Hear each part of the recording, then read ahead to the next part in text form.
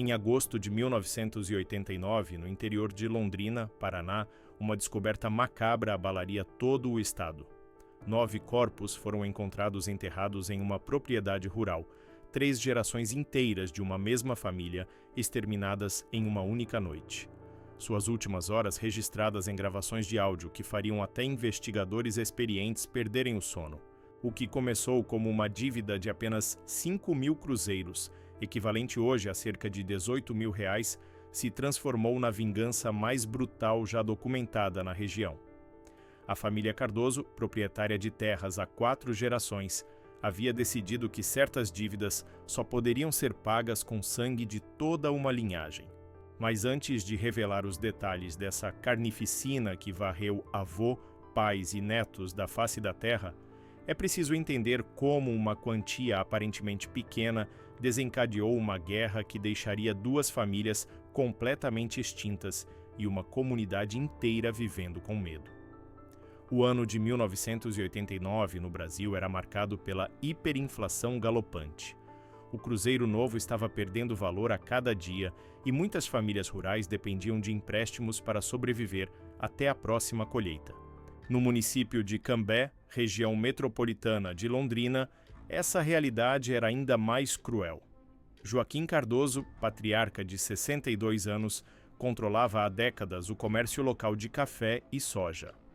Sua família possuía mais de 800 hectares de terra e havia construído um império baseado no medo e na violência. Para os moradores da região, os Cardoso não eram apenas fazendeiros, eram a lei. A primeira vítima foi identificada como Antônio Ribeiro, de 67 anos, conhecido na região por emprestar dinheiro a juros altos. Nas semanas anteriores ao crime, Antônio havia se tornado cada vez mais agressivo em suas cobranças, chegando ao ponto de ameaçar tomar terras de quem não pagasse em dia. A história começou 4 meses antes, em abril de 1989. Carmen Cardoso, nora de Joaquim e esposa de seu filho primogênito Eduardo, havia contraído uma dívida de 5.000 cruzeiros com Antônio Ribeiro para comprar medicamentos para seu sogro, que sofria de diabetes grave e precisava de insulina importada. O que parecia ser um empréstimo simples, rapidamente se transformou em um pesadelo geracional. Antônio havia estabelecido juros de 25% ao mês, uma taxa que, embora comum na época devido à hiperinflação descontrolada, era impagável para qualquer família rural. Carmen, desesperada, havia procurado o agiota depois que os bancos negaram crédito mesmo com a fazenda como garantia. Seu sogro estava passando mal e o tratamento em Londrina era a única chance de salvá-lo. Antônio, conhecido por emprestar dinheiro a famílias tradicionais da região, havia aceitado o negócio imediatamente, mas suas condições eram sempre as mesmas: pagar ou perder tudo. O primeiro pagamento foi feito em maio, mas os juros já haviam aumentado a dívida para 6.250 cruzeiros. Carmen conseguiu pagar apenas a metade usando a venda de gado leiteiro da família. Antônio não demonstrou nenhuma compreensão pela situação e ainda exigiu garantias adicionais. Em junho, a dívida havia saltado para quase 8.000 cruzeiros e Antônio começou a pressionar de forma mais agressiva. Foi quando fez a ameaça que selaria seu destino e o de toda a sua família. Em uma tarde quente de julho, Antônio apareceu na fazenda dos Cardoso acompanhado de seus 2 filhos, Roberto e Marcos Ribeiro, de 42 e 38 anos, respectivamente, e de seus 3 netos adolescentes, João, Pedro e Lucas, de 16, 14 e 12 anos. O agiota queria mostrar força e intimidar a família devedora. Durante 2 horas, humilhou publicamente Carmen na frente de vizinhos e trabalhadores, chamando-a de caloteira e ameaçando tomar a fazenda inteira se não recebesse o pagamento até o final do mês. O que Antônio não sabia era que Eduardo Cardoso, marido de Carmen e filho de Joaquim, havia presenciado toda a humilhação escondido atrás do estábulo. Eduardo, de 35 anos, havia herdado do pai não apenas a inteligência para os negócios, mas também uma sede de vingança que dormitava no sangue da família há gerações. Naquela noite, ele contou ao pai exatamente o que havia visto e ouvido. Joaquim Cardoso ficou em silêncio absoluto por quase 1 hora após ouvir o relato do filho. O patriarca da família havia construído sua reputação na região eliminando qualquer pessoa que ousasse desrespeitar os Cardoso. Nos anos 1960, havia resolvido uma disputa de herança que resultou no desaparecimento de uma família inteira de primos. Nos anos 1970, um político que tentou desapropriar parte de suas terras foi encontrado morto em um acidente de carro que nunca foi devidamente investigado. Nos anos 1980, um comerciante que se recusou a vender suprimentos para na fazenda simplesmente sumiu da região. Para Joaquim, a situação com Antônio Ribeiro não era apenas uma questão financeira, era uma afronta ao nome da família que se estendia a 4 gerações. O agiota não havia apenas cobrado juros abusivos, havia humilhado publicamente uma Cardoso na frente de estranhos. Isso era uma declaração de guerra que só poderia ser respondida com a extinção completa da linhagem Ribeiro. A investigação posterior revelou que Joaquim começou a planejar sua vingança já em julho. Ele descobriu que Antônio tinha uma família grande. Além dos 2 filhos e 3 netos que o acompanharam na cobrança, havia também uma nora, esposa de Roberto, chamada Maria Ribeiro, de 39 anos, e uma bisneta de apenas 8 anos, filha de João. Para Joaquim, todos eram culpados por associação. Se Antônio havia trazido a família inteira para intimidar os Cardoso, então a família inteira pagaria o preço. Durante 3 semanas, Joaquim Cardoso estudou meticulosamente os hábitos da família Ribeiro. Descobriu que todos se reuniam todos os domingos na casa do patriarca para o almoço em família, uma tradição que Antônio mantinha religiosamente há mais de 20 anos. A casa ficava isolada, a cerca de 3 quilômetros da cidade, cercada por plantações de café. Era o local perfeito para executar um plano que Joaquim vinha elaborando desde a humilhação de sua nora. O fazendeiro não era um homem impulsivo. Seus crimes anteriores haviam sido cuidadosamente planejados e executados, sempre de forma que parecessem acidentes ou desaparecimentos voluntários. Desta vez, no entanto, ele queria mandar uma mensagem clara para toda a região. Ninguém mexe com os Cardoso sem pagar com sangue. Joaquim convocou seu filho Eduardo e seus 2 netos mais velhos, filhos de Eduardo, chamados Carlos e Roberto Cardoso, de 18 e 16 anos respectivamente, para uma reunião na propriedade da família.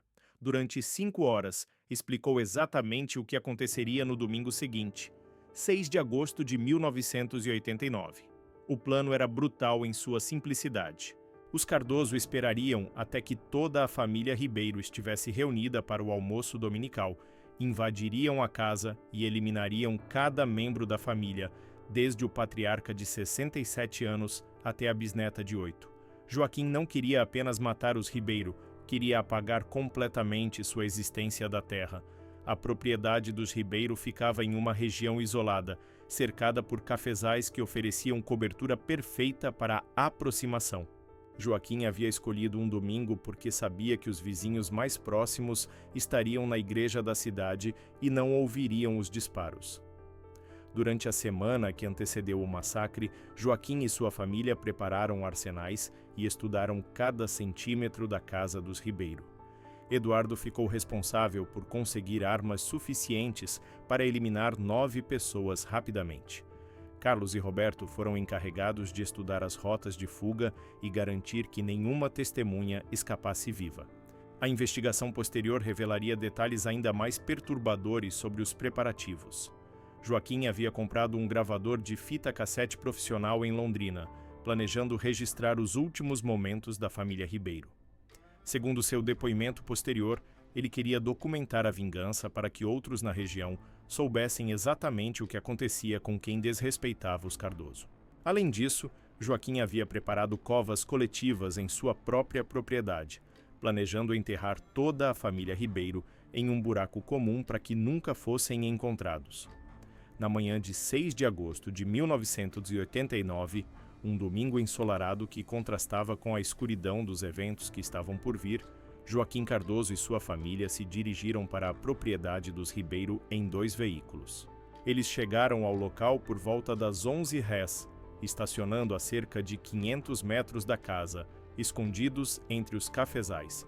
Durante 1 hora, observaram o movimento até que confirmaram que toda a família estava reunida para o almoço tradicional.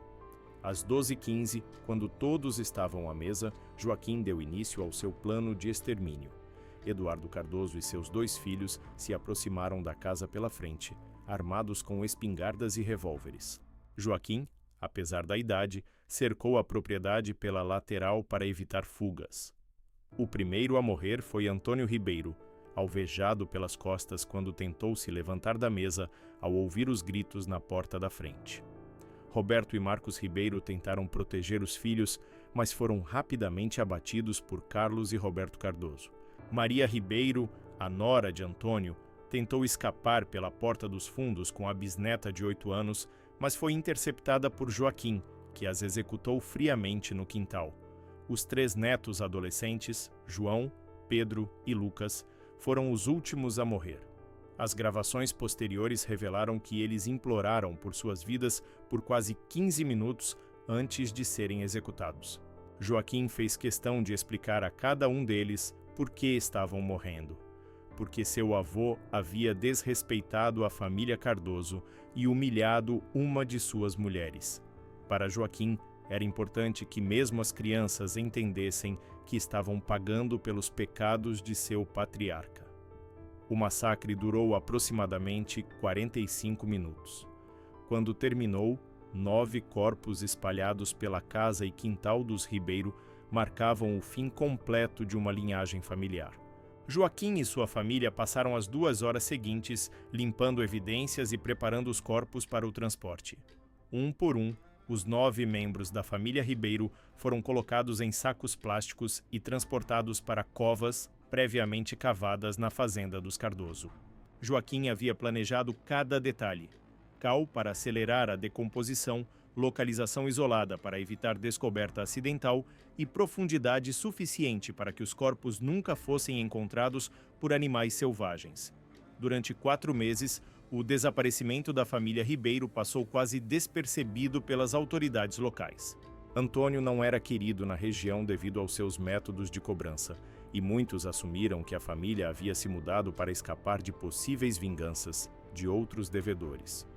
A situação mudou quando o padre Antônio, da igreja local, estranhou a ausência da família nas missas dominicais. Maria Ribeiro era uma das mais fiéis paroquianas e nunca faltava aos serviços religiosos. Preocupado, o padre visitou a casa dos Ribeiro em dezembro de 1989 e encontrou a propriedade aparentemente abandonada, com sinais claros de luta no interior da residência. O padre Antônio acionou a polícia e a investigação começou sob o comando do delegado Carlos Mendes. Inicialmente, a hipótese era de que a família havia sido vítima de um roubo que deu errado. Mas a completa ausência de corpos e a natureza sistemática da destruição na casa sugeria algo muito mais planejado e pessoal. A investigação ganhou um novo rumo quando vizinhos mencionaram ter ouvido disparos na região no domingo, 6 de agosto, mas assumiram que se tratava de caçadores. A pista que levou aos Cardoso surgiu de forma inesperada. Um trabalhador rural que prestava serviços ocasionais para várias fazendas da região mencionou ter visto veículos da família Cardoso próximos à propriedade dos Ribeiro no domingo do desaparecimento. Quando confrontado, o trabalhador inicialmente tentou negar, mas acabou admitindo que Joaquim Cardoso havia lhe pago uma quantia significativa para esquecer o que havia visto naquele dia. No dia 15 de dezembro de 1989, a polícia obteve um mandado de busca e apreensão para vasculhar a propriedade dos Cardoso. Joaquim recebeu os investigadores com aparente tranquilidade, negando qualquer conhecimento sobre o desaparecimento da família Ribeiro. Chegou a expressar preocupação pela situação e ofereceu ajuda nas buscas. Entretanto, o delegado Mendes notou o nervosismo excessivo de Eduardo e dos 2 netos mais velhos. Além disso, uma área específica da propriedade apresentava sinais evidentes de escavação recente. A descoberta dos 9 corpos aconteceu no dia seguinte. Quando a polícia começou a escavar a área suspeita, encontrou rapidamente os restos mortais de toda a família Ribeiro enterrados em uma cova coletiva de aproximadamente 4 metros por 3 metros. O estado dos corpos e evidências encontradas junto a eles confirmaram que se tratava de execuções, não de mortes acidentais. Confrontado com as evidências irrefutáveis, Joaquim Cardoso tentou inicialmente responsabilizar empregados da fazenda pelo crime. Durante 2 dias de interrogatório intenso, manteve a versão de que havia descoberto os corpos em sua propriedade e estava planejando comunicar às autoridades. A situação mudou completamente quando a polícia encontrou as fitas cassete escondidas na sede da fazenda. Joaquim havia guardado as gravações como troféus de sua vingança, documentando meticulosamente não apenas as execuções, mas também os momentos anteriores, quando explicava às vítimas por que estavam morrendo.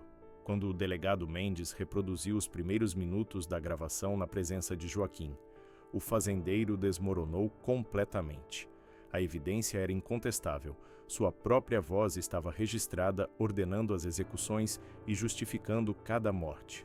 Joaquim então confessou todos os detalhes do massacre, demonstrando uma frieza que chocou até investigadores experientes.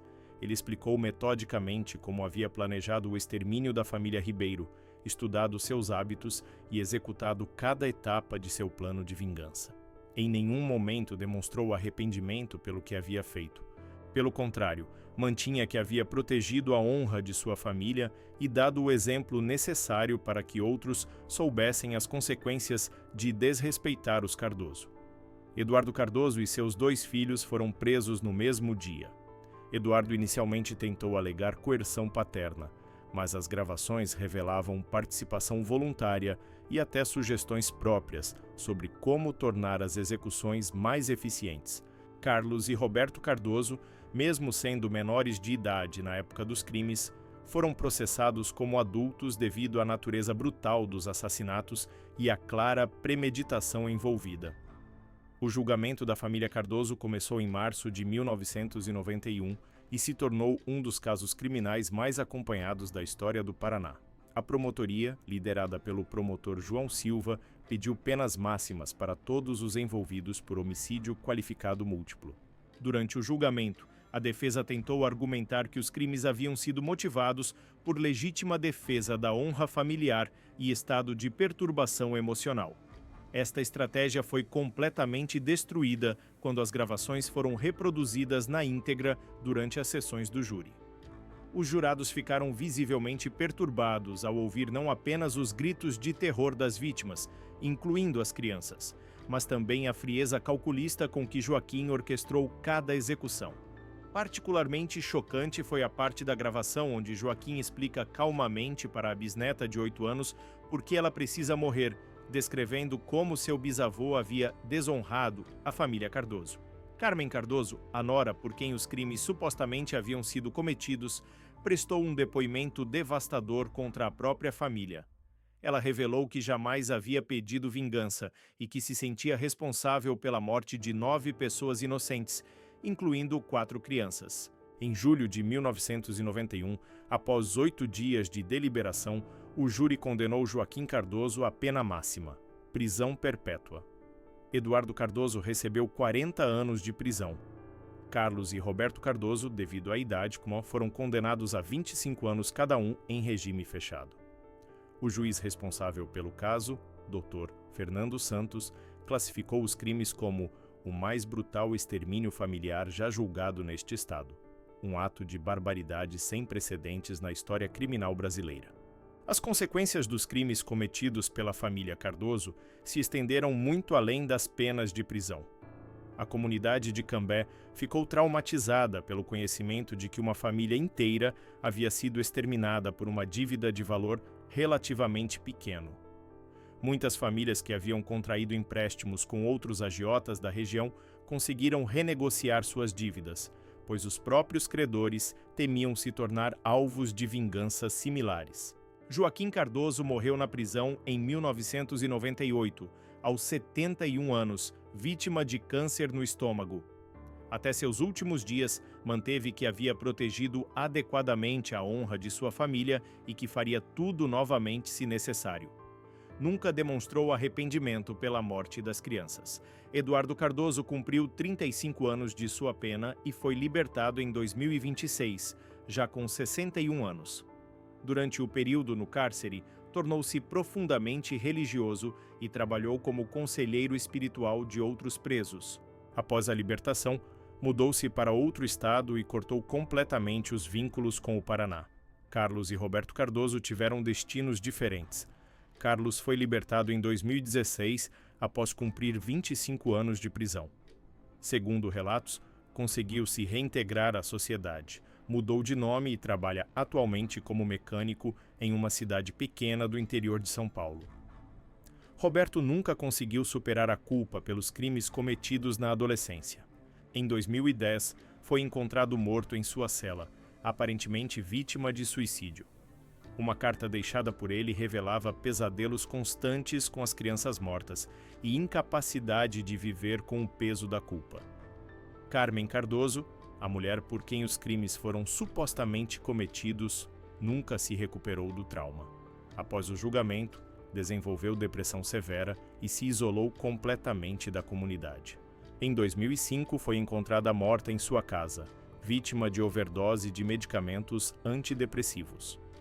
A propriedade da família Cardoso foi confiscada pelo Estado e leiloada para pagamento de indenizações. Não houve interessados na compra devido à notoriedade dos crimes e a fazenda foi eventualmente adquirida pelo governo para a criação de um assentamento rural. O local onde a família Ribeiro foi exterminada permaneceu abandonado por anos. Em 2010, a Prefeitura de Cambé transformou a área em um memorial dedicado às vítimas da violência rural. Uma placa com os nomes de todos os 9 membros da família Ribeiro marca o local onde ficava a casa. O memorial recebe visitantes ocasionais, principalmente familiares distantes das vítimas e estudantes de criminologia interessados no caso. As gravações feitas por Joaquim Cardoso se tornaram material de estudo em universidades brasileiras e internacionais, sendo utilizadas em cursos de psicologia criminal e criminologia como exemplo extremo de vingança familiar e extermínio planejado. Especialistas que analisaram o caso classificaram Joaquim como um psicopata com um transtorno narcisista severo e tendências genocidas, representando um dos casos mais extremos de violência interfamiliar já documentados no Brasil. O caso resultou em mudanças significativas na legislação estadual sobre crimes contra famílias inteiras.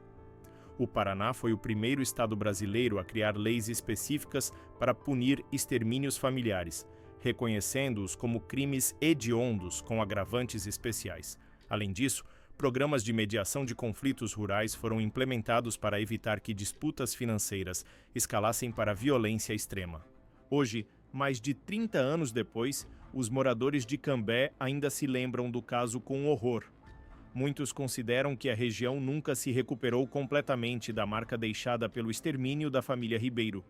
A igreja onde Maria Ribeiro era fiel paroquiana mantém uma missa anual em memória da família, celebrada todo o primeiro domingo de agosto. O caso da família Cardoso permanece como um dos exemplos mais extremos de como conflitos financeiros aparentemente simples podem escalar para tragédias inimagináveis quando alimentados por orgulho, vingança e uma mentalidade tribal que coloca a honra familiar acima da vida humana.